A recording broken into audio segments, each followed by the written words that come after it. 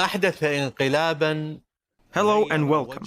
With his rise to power in 1952, he didn't just lead a coup which changed the history of the region, but also shifted the balance of international relations.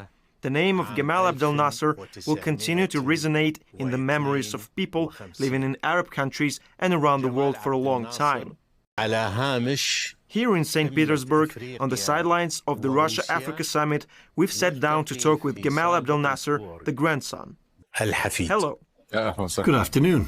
You look a lot like Gamal Abdel Nasser, and you seem to have his reassuring composure, and your voice sounds somewhat like his.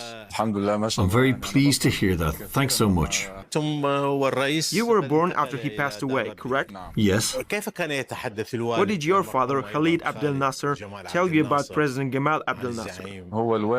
Our father always told us about how humane and honest he was, so that we would learn those qualities as well. But it wasn't just our father, but everyone else too. As you know, Gamal Abdel Nasser was admired by people from all social strata, especially poor people. They told me many anecdotes about him, different from what we'd been told at home. But they all made us feel even more proud. We realized that we'd a lot to learn from that man, who was the real role model for us, with his compassion and integrity. He was, first and foremost, a human being. We've noticed that you personally, as well as his other children and grandchildren, are really committed to Gamal Abdel Nasser's legacy. What research have you done? He wrote several books and there is a huge photo and video archive of his meetings and etc. Have all these materials been preserved and are they available today to someone doing historical or intellectual tourism, as it were? Yes, because Gamal Abdel Nasser documented all his meetings, and his daughter Hoda Abdel Nasser also worked on documenting many of his meetings a lot. Is it in addition to those that were officially documented? There were those which were officially documented, and some of his other meetings and negotiations were recorded as well. Fantastic. I personally also published a book containing Gamal Abdel Nasser's manuscripts. Those are his memoirs about the period before the revolution when he was under siege in Fallujah, as well as his statement made on March 30th, 1968. The importance of those documents is in how they demonstrate the evolution of Gamal Abdel Nasser's thinking, from pre-revolutionary times all the way to the period following the Six-Day War. The intellectual and political evolution documented in his memoirs and manuscripts where he recorded and commented on current events? Exactly. The life of Gamal Abdel Nasser has been documented in one form or another thanks to the efforts of Ms. Hoda and other contributors. Some doubt the authenticity of certain stories told by journalist Mohammed Hassanein Haikal. What's your opinion, as a member of Gamal Abdel Nasser's family, of his writings? Some say that Mr. Haikal, being a talented writer, was more after the creation of a compelling image than the recording of facts. I disagree. I believe that Mr. Haikal, may he rest in peace, recorded what he had seen with his own eyes when he was with Gamal Abdel Nasser at the time. He wrote those stories many years later, after Gamal Abdel Nasser's death. He wasn't pursuing any personal goals and he wasn't afraid of Gamal Abdel Nasser. On the contrary, he loved him. Indeed, Mohammed Hassanein Haikal was one of the most vocal proponents of Gamal Abdel Nasser's ideology. It is absolutely obvious. As for his resignation, Gamal Abdel Nasser believed that he should take all responsibility. So it wasn't just a show, as some claim. Of course not. He was sincere and true. He was very sincere. If you talk to Minister Mohammed Fayek, he can tell you his version of how he tried to get in touch with Gamal Abdel Nasser. Back then, some believed that Zahira Mohiddin was involved, because there were rumours that he would succeed Gamal Abdel Nasser. He became a victim of Gamal Abdel Nasser's immense popularity, because people didn't want any other person to lead the nation. But then in 1967, Gamal Abdel Nasser thought he was fully responsible for the situation, so he addressed the country and announced his resignation. As for his death, was your father Khalid Abdel Nasser present at the time of Gamal Abdel Nasser's death? As far as I know, he wasn't there. But my grandmother Tahia was, and it was she who informed Anwar Sadat about what happened. He was the vice president then? Yes. According to what I know, Anwar Sadat and Hussein al-Shafi were the first people to get access to Gamal Abdel Nasser's body. Again, according to my sources, the body was kept in the bedroom for 3 hours. until they decided what to do next. نعم يعني هو So it was a sudden death. I remember I was asking my father about Gamal Abdel Nasser's death, and he said a very beautiful thing. He said, the only absolute truth in life is death. Everything else is uncertain, and we shall never know for sure.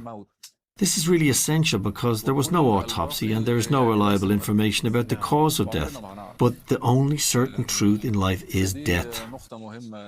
Based on what your father said, does it mean that he was not sure that the death resulted from natural causes? I can say that he did complain about his health in 1969 due to heart problems. But there are many reasons to be unsure, since there were many who were plotting attempts on the life of Gamal Abdel Nasser, which is reflected in his books. To get rid of him? Yes, there were many who wanted him gone. But at the end of the day, we can only guess, and guesswork is different from the truth. And how do you explain the fact that his funeral was attended by all of the country's top leadership, yet nobody thought about an autopsy? I think the family decided against it.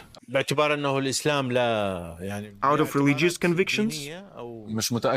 I'm not sure, to be honest, but I do know that the family did not want an autopsy.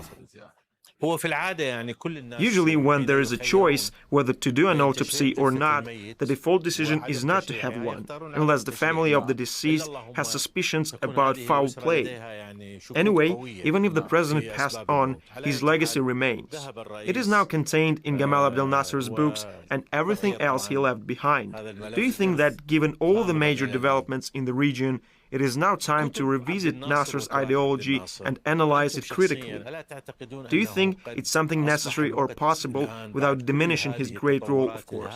Abdel Nasser always encouraged his associates to voice alternative opinions. And like I've said before, he made sure that all his meetings were recorded so that there wouldn't be any vagueness regarding the things he said behind closed doors. All those materials and documents are available. Anyone can get access to them and criticize them, because that's what Gamal Abdel Nasser asked for during these meetings. He wanted to hear different points of view, even if someone disagreed or had a negative reaction to his idea. He wanted to know them all. And it was a very important period, an era of major achievements. Abdel Nasser's legacy in Africa, Asia, in the non-aligned movement in Latin American countries is very significant. We need to study the era of Gamal Abdel Nasser. Talking about Russia and Africa today, President Putin also mentioned Gamal Abdel Nasser as one of the symbols of the African continent and of the liberation movement. All of these things are very positive, and we can learn from them. But we should also learn from the negative aspects. After all, Gamal Abdel Nasser was a human and he made mistakes. Of course. So your family supports the idea of studying Nasserism? Sure. And we look at everything objectively. You will see that we stay true to Nasser's ideas, not because we are his family, but because we believe in them. It is a family thing. Yes, when we see these people from African countries welcoming the grandson of Gamal Abdel Nasser today, it means that they saw something in him, his love and dignity. It's very flattering. Besides yourself, Patrice Lumumba's descendants were also at the summit. Right. Who else? Also the descendants of Mandela, Ahmed Ben Abella, Julius Nyerere. Kenneth Kaunda? Yes, Kenneth Kaunda and Tambo. Sons of many prominent African leaders are there. Sons of revolutionary activists, sons of leaders of African national liberation movements. Did you get together for lunch or dinner? Yes, of course. We got together and established the African Legacy Forum, a platform where we can discuss how we can help our youth in the future. The situation with Ashraf Marwan still raises questions when we talk about the family history of Gamal Abdel Nasser. There are many doubts regarding Ashraf Marwan's role. He was secretary to the president and ran his office. After Nasser's death, he became secretary to President Sadat. How did he die? From natural causes? Of course not. As you know, he fell off. He fell from that building. It wasn't the same building as the one Saad Hosni fell from. No, it was his private residence. I thought about it a lot and came to a logical conclusion. Well, it makes sense to me, at least. All of the disagreements regarding the war that started on October 6th, or which side made advances in that war, Egypt or Israel, they all surfaced after October 15th. All Egypt's achievements in combat and intelligence hadn't been questioned before October the 15th. the consensus was that Egypt was winning. We started hearing alternative opinions after October 15th, when Israel claimed their breakthrough and victory. The Suez Crisis. The Suez Crisis, the differences in opinion surfaced after October 15th. But everything that happened before was the success of the Egyptian army and intelligence community. Does it mean that Ashraf Marwan didn't provide Israel with intelligence, but was blamed for doing so anyway? I think that the issue is more complicated, because he didn't have connections with Israel. But who did he really work for? For Egypt or Israel? Logically speaking, we can probably say that he worked for Egypt, because before October 15th, Egypt was winning the conflict with Israel, and things only changed after that date. So if he had been working for Israel, he would have supplied them with intelligence. Exactly. He would have supplied them with intelligence, and that would have resulted in Egypt's defeat. So if we stick to this logic, then we would conclude that Israel got rid of him because he had failed them. Is that what you are trying to say? Yes, that would be the conclusion. I was at his funeral along with President Hosni Mubarak. Ashraf Marwan was buried with top honors as a national hero. As a national hero. So that was my personal conclusion, and I'm no longer exploring the issue. There is no doubt that Egyptian intelligence agencies are very powerful. Gamal Abdel Nasser established a very strong intelligence community. Yes, I think so too.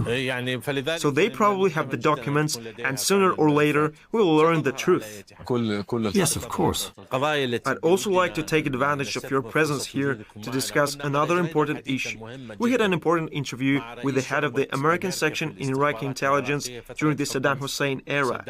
He told us that your late father, Khalid Gamal Abdel Nasser, had a phone conversation with Uday, Saddam Hussein's son, and told him that al-Baradei was prepared to draft a fair and honest report on the absence of weapons of mass destruction in Iraq, and that Uday provided this information to Iraqi intelligence, which began contacts with the mediator. Of course, he didn't specifically name Khalid Gamal Abdel Nasser, but he did name a businessman, Omar Zulfikar Sabri, who knew the late Khalid Gamal Abdel Nasser. Do you know Omar Zulfikar? Do you believe that your father was indeed one of the participants in this deal that ultimately failed to materialize? Those who are interested in these details can watch the interview I mentioned, which we had on our show. This is the first time I've heard of this, and I don't think this theory is plausible, since my father didn't even know Muhammad al-Baradei. Maybe everything happened through Omar Zulfikar Sabri. So you have to ask Omar Sabri if this is the person I'm thinking of. He's a relative of Ali Sabri. But you'd better ask him, as this is the first time I've heard about it, because I was very close to my father. That's why I'm asking you. And he and I talked about everything, and that's why I think there's no basis for this story. But did you personally visit Iraq with your father?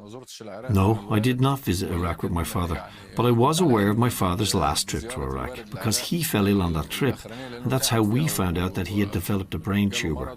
This story and its details took place in 2002, about a year before the US invasion of Iraq. No, my father's last visit to Iraq was before 2000, and he fell ill during that visit, which is when we found out that he developed a brain tumor. From 2000 to 2011, my father was treated for the tumor, which spread to other parts of his body. Does that mean you discovered the disease by accident? During this visit to Iraq, because he became sick there. And what happened to him? Well, he lost consciousness, and he had something like an epileptic seizure, and he fell to the ground. After consulting with the doctors, we found out that he had a brain tumor. So that theory about al-Baradei is ruled out. Perhaps your father merely floated a proposal, and all other actions were performed by that businessman. Well, I doubt it, as I would have known about it. In any case, if Omar Zulfikar Sabri can hear us, I hope that he will share his information with us, because it all belongs to the past, and its disclosure will not cause any problems. But it seems that the aim of the late Khalid or Zulfikar Sabri was to ease the burden of Iraq and its people who were suffering from the blockade. After all, if that report had been presented the way the Iraqis expected, the US would not have had any pretext for invasion, although they had tried using all means. But my question is about something else. What is your assessment of the period of Nasserism? I think the period of Nasserism is an important period in the life of Egypt. It was the first period in many countries where the president expressed the aspirations of the people. He himself was a simple man from a poor family, and he fulfilled his dreams like any simple man. That is why many nations gathered around him who wanted to emulate Egypt and free their countries from colonialism. Also, this period opened up so many avenues for Africans and third world peoples to realize their aspirations. In the same period, we learned that there is no difference between North and West Africa, and between West, East, Asia and Latin America, because we all aspired to freedom and the right to make our own decisions without any external economic or political control or political diktats. This period for me is a compass not only for the Arab world but for all the countries that have suffered from colonialism and its imperialist past. Do you think the Russia-Africa summit is a turning point? Yes, of course. Russia has always been a partner of Africa's liberation movements. Of course, we don't want to live in the past, but we have to continue on the path of the past, and Russia played a huge role on the African continent in the 1950s and 60s. Russia does not have a colonial past, and therefore there are many positive aspects to dealing with Russia, and relations with Russia will be built on a win-win basis, and not on the basis of unilateral benefit for one party or the other. The 100th anniversary of Gamal Abdel Nasser's birth was celebrated in Russia, and your uncle Abdel Hakim Gamal Abdel Nasser and I think, if my memory serves me right, Madame Huda were present at this event. Also, books by ambassadors, diplomats and Arabists were published for this event. I always participated in the unveiling of the two monuments at universities in Russia, and at universities in Kazan and the People's Friendship University in Moscow, which shows respect for Gamal Abdel Nasser in Russia. And I appreciate that very much. This is great. Thank you very much. Thank you very much. We thank the grandson of Gamal Abdel Nasser. Thank you too, dear viewers. I'm Salam Musaffar, and I wish you a very good day from St. Petersburg. Subscribe to our Telegram channel via the QR code, which you can see on your screens, and follow our show.